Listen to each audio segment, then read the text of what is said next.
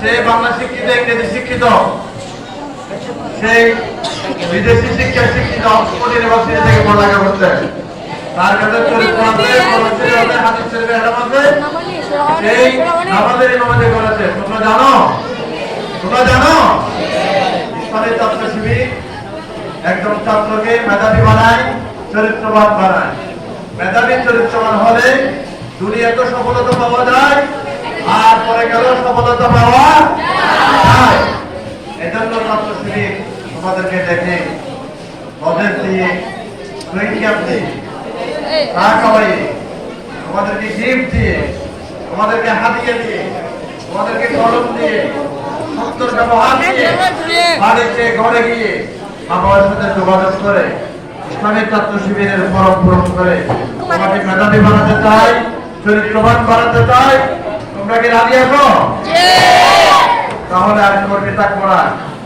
ছাত্র শিবিরের সমর্থক কর্মী হতে হবে, কর্মীকে সাথে হতে হবে, আর সাথে সদস্য হবে।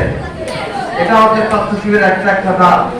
ইসলামের ছাত্র শিবিরের ক্লাস যদি সাথে হয়, সে একটি ইউনিয়ন পরিষদ পরিচালনা করতে পারবে। আর ছাত্র শিবির না করলে এমএ পাস করবে, করবে। কথা বুঝে গেছে? ইসলামের ছাত্র শিবিরে একজন মেধাবী চরিত্রবান ছাত্র শিবিরের সাথে হলে, ক্লাস ম্যাট্রিক পাস করলে, দাখিল পাস করলে, আমি নিশ্চিত করতে পারবো সে একজন ইউনিয়ন বোর্ডের চেয়ারম্যান করতে পারবে, সততার সাথে, যোগ্যতার সাথে।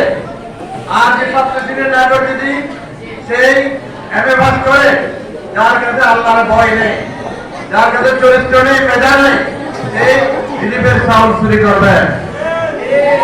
কথা ক্লিয়ার? ইসলামের ছাত্র শিবির আমাদেরকে মেধাবী বানায়, চরিত্রবান বানায় এবং যোগ্য নাগরিক হিসেবে গড়ে তোলে। এই জন্য তোমাদেরকে ছাত্র শিবিরে আপনাদের ধন্যবাদ। ছাত্র শিবিরে আসতে হয় না, মেধাবী হতে হয়, রাত দিন পড়ালেখা করতে হয়, মা বাবার সাথে বেয়াদবি করতে পারে না, বড়দের সাথে অসম্মান সুযোগ আচরণ করতে পারে না, শিক্ষকের সাথে অসম্মান সুযোগ আচরণ করতে পারে না, শিক্ষকের বিরুদ্ধে অযাচিত আন্দোলন করতে পারে না। ছাত্র শিবির মেধাবী এবং চরিত্রবানদের একটি সংগঠন।